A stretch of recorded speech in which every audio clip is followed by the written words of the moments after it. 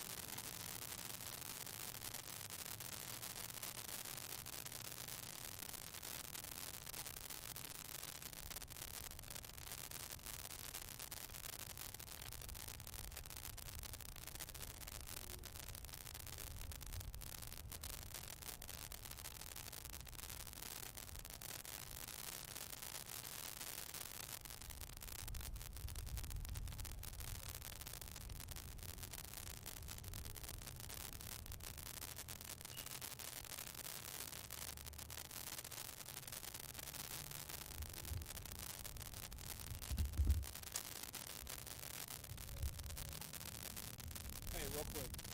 He'll be at Paul.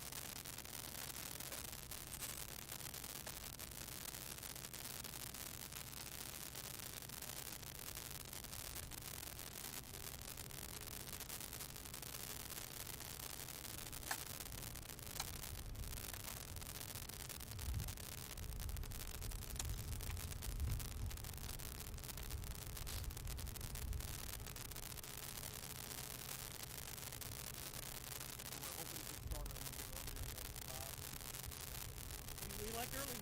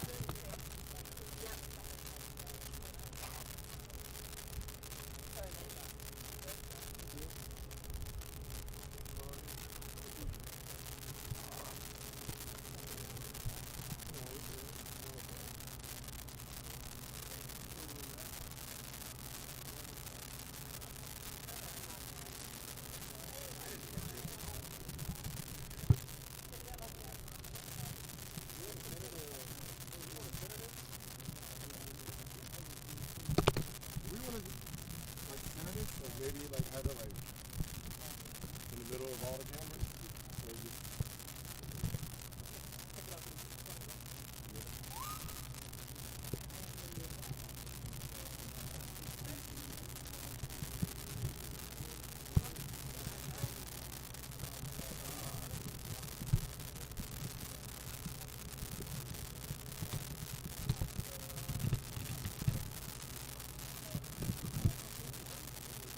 I'm gonna.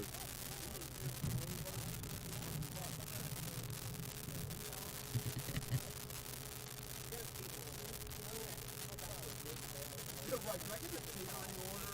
Right, exactly.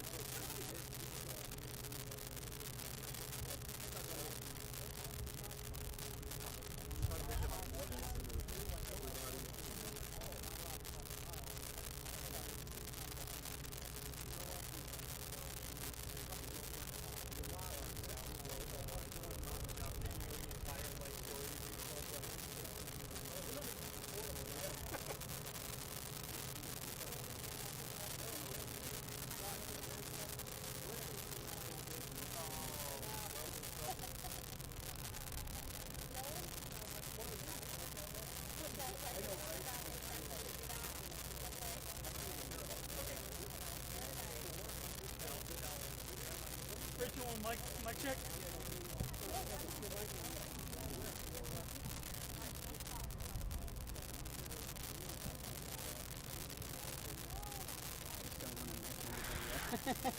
It falls. The whole thing falls. 1 2 3 4 5. 1 2 3 4 5. Rich G. Microphone. 1 2 3 4 5. 1 2 3 4 5. Mic check. Rich G. 1 2 3. 1 2 3. Mic check.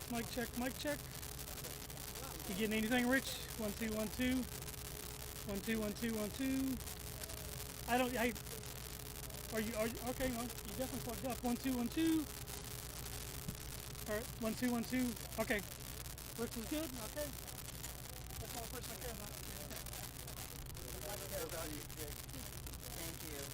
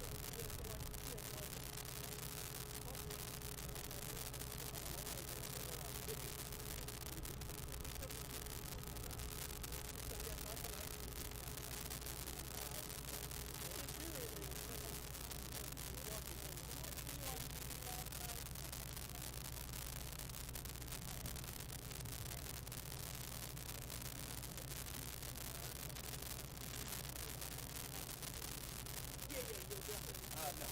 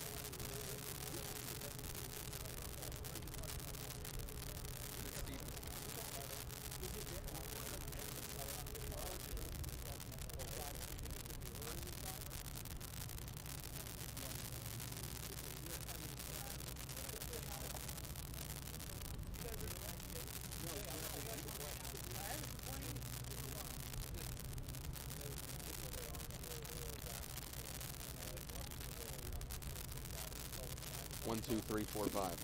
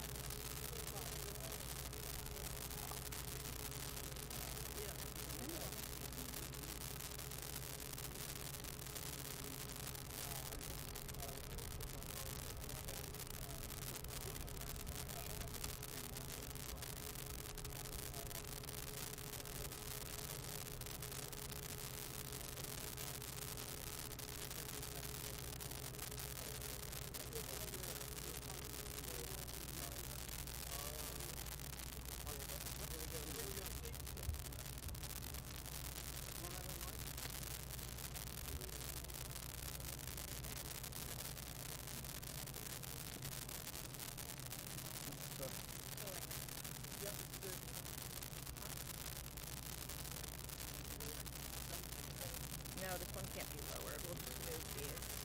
I'm gonna move these guys so we can get these better audio for you. Liz,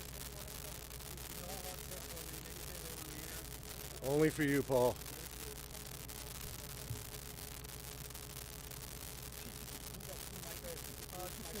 Which one? Right there? I'm not 6'4". All right, tell him we're control line right now, okay? Okay, all right. Anybody not ready? Yeah, All right. we're ready. So two things I know for sure. Policing remains a dangerous profession in America, number one. And number two, we have some great cops in Fairfax County doing some outstanding police work. And I'm glad to say that our two police officers who were shot earlier this afternoon have 9 life-threatening injuries. So that's good news for them and for our agency and for their families. and quite frankly for this community who cares so much about public safety. Earlier this afternoon, one of our police officers assigned to our Fair Oaks Patrol District, and I'm joined by the District Commander, Major Carolyn Kinney. I'm joined by our Major Crimes Bureau Commander, Major Liz Melendez. Our police officers were out here conducting traffic enforcement. I've personally watched the body-worn camera footage myself. You can see our police officer with a radar gun, and he's conducting traffic enforcement on this road. A car speeds by him at a high rate of speed. Our police officer gets behind him, activates his emergency equipment. The car pulls over, but not only does he pull over, he pulls over very abruptly and slams on his brakes. So the officer obviously noticed that the driver slammed on his brakes abruptly, but nonetheless he gets out and is conducting what amounts to a normal traffic stop for a traffic violation, speeding. The lone person in the car, who I will refer to as our gunman, who ultimately shoots two uniformed Fairfax County police officers, is immediately hostile, immediately argumentative, immediately behaving in a manner inconsistent with what we encounter with a typical motorist. He's combative. He refuses to identify himself. He refuses to produce any identification whatsoever. He does tell the police officer that he is armed. The police officer hears him. As other police officers arrive on the scene, our initial police officer tells the driver, our gunman, to stop reaching for his firearm. His firearm is in a holster attached to a gun belt that our bad guy is wearing over his clothing. As the backup officers arrive, one of the backup officers, a 19-year veteran, interacts with our motorist, with our gunman, tells him to stop reaching, and tries to prevent the gunman, the occupant of the car, from grabbing his gun. The gun comes out of the holster. The driver of the car, our gunman, takes his gun out of the holster and leans back in his driver's seat and immediately opens fire on two uniformed Fairfax County police officers who are standing at the driver's side door of the car. There's a third Fairfax County police officer on the scene. He too is in uniform. He too is assigned to patrol in the Fair Oaks district. He sees this deadly encounter unfolding, and he discharges his firearm, killing the gunman who was simultaneously shooting at two Fairfax County police officers. The non-fatal rounds strike our police officers in the elbow. They were standing side by side, so it looks like preliminarily the gunshot wounds are to their arms, to their extremities. So they're being treated at local hospitals for non-life-threatening injuries, thank God. So I will pause there and take any questions. Paul Wagner. Chief, you've seen the video. These officers had body-worn cameras, all three of them. Have you seen the footage from all three cameras? Paul, I've seen body-worn cameras not only from all three body-worn cameras, but our police officers in Fairfax County also have in-car videos inside their police cars. I've seen that as well. So if I appear to be speaking with a degree of certainty, it's because I am certain. I'm certain that these officers are lucky to be alive. I'm certain that they were fired upon by a gunman whose intention was to kill them. And I'm certain that the bravery exhibited by the third officer on the scene ultimately saved their lives. And thank God for body-worn cameras, because it puts police leadership in a position to speak with certainty about a critical event like an officer-involved shooting. And ultimately, that's what our community wants to hear. They want to know what happened, and they want to know it sooner rather than later. Nothing that I'm communicating to you is something that I think will change in any way, shape, or form. Chief, talk Yes, to sir. Cheryl from Fox. Tom, The good. injury to his injuries. The injuries are to both officers' arms. Chief, Tom, Cheryl and then, from Fox I'm 5. sorry. Could you tell folks what these instructions the officer was giving this individual and what he was giving back to them as far as this possible response? Well, multiple commands to stop reaching for a firearm that's obviously visibly displayed in a holster attached to a gun belt. Multiple requests to identify himself, multiple requests to produce identification, multiple requests to produce some type of registration for the vehicle.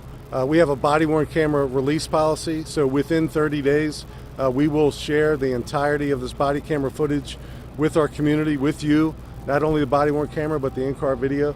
But I've seen it, and I'm just taking a sigh of relief that these officers will live to police this community another day, and we're all very grateful for that. Anything, Chief? Josh Chapin from Josh. 7.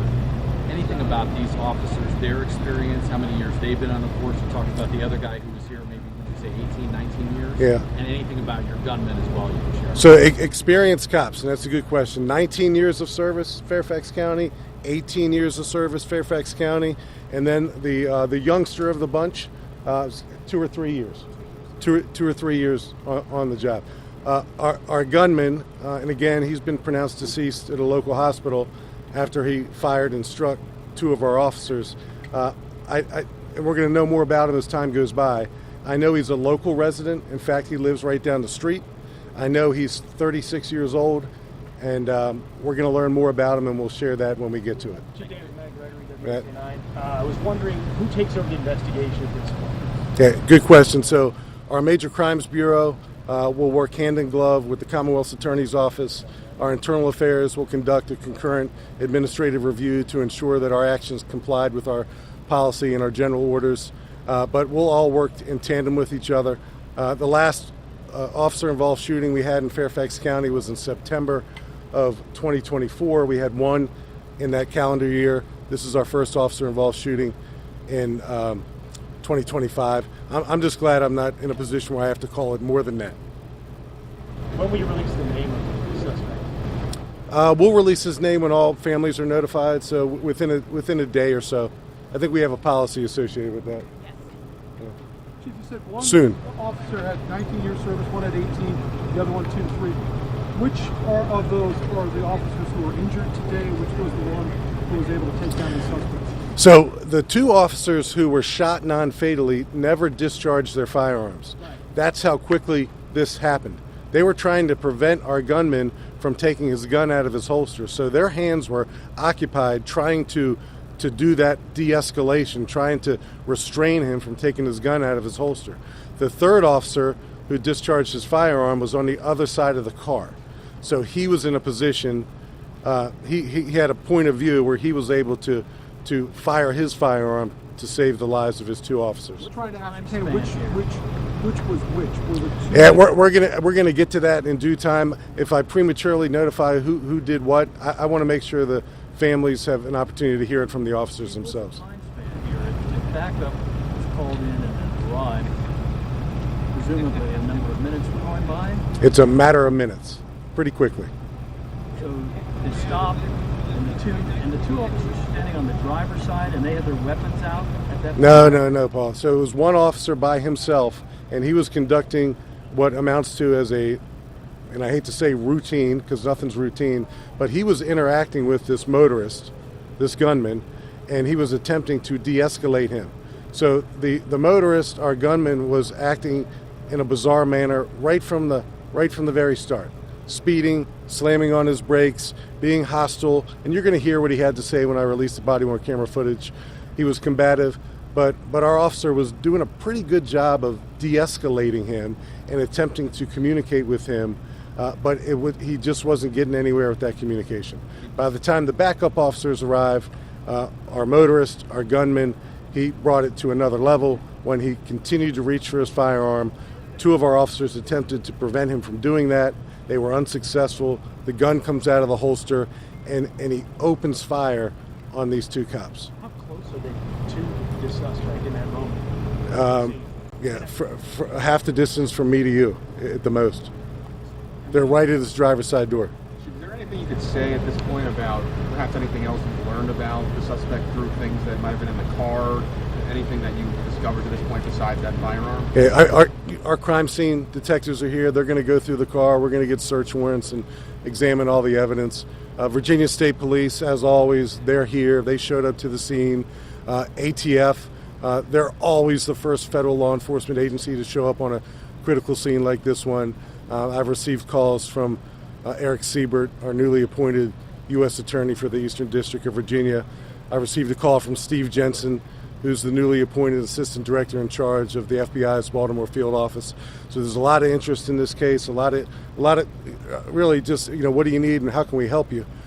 So I appreciate not only our community, but the law enforcement community at large from reaching out to offer assistance. Zoom the gun on top of the car is the gun in question? Correct. What kind of a gun is it? Right behind us. What kind of a gun is it? So I'm sorry, we do believe that's the suspect's weapon, correct? It is, yes. And the question from Paul Wagner is what kind of a gun. I'm just going to describe it as a semi-automatic pistol. Chief, Diego Nilucion, is there any indication that the suspect is under any influence, alcohol or any drug? Maybe? So there'll be an autopsy, there'll be a toxicology, so I'll be able to answer that question with certainty. He was behaving and acting and communicating in a manner that wasn't normal. It was bizarre. So I don't know if in fact that had anything at all to do with any level of intoxication. There's no immediate signs of intoxication at all, but the toxicology report will eventually tell us that with certainty. Yes, ma'am. You got one? Oh, no, you answered it. Okay. Thank you. Chief. You're done with me. Okay. Wait, Chief, I have one more. I noticed the car in that parking lot might have had the back window shattered. Did you notice any part of the investigation further than the car? No, so I just came from the scene, walked around it a couple times. I haven't seen any back windshields shattered, but we'll go back and take a look. And then just one more, just the nature of this happening in the afternoon in a busy area, the responsibilities of your officers to make sure they can do their job and keep the community safe. Yeah, well, it's startling. It's a beautiful April day, and you all probably know we came from Fairfax County High School earlier in the day when two students were in an altercation and one stabbed the other. That's certainly unusual, thank goodness. This is certainly unusual as well, but it just kind of, since the beginning of time in policing, particularly in our training academies, we always talk about never considering a traffic stop to be routine or normal or benign, because a speeding traffic stop like this one, captured with a radar gun, turned into a deadly encounter. And again, thank God our police officers are okay. Yeah. All right. The schools went on lockdown, the nearby, For this incident, I don't know, but we can follow up. I don't know. Do you have a time on that traffic stop? We'll get that for you. Okay. Thank you. Thank you all for coming out. All the information you asked about, we will be updating on our blog as soon as we can release it, so you can follow that or on any of our socials at Fairfax County PD. Thank you. All right, what can I do to help?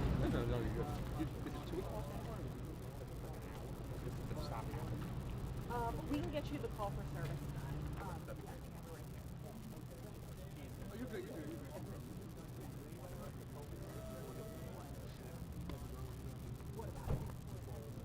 Oh, so what's wrong?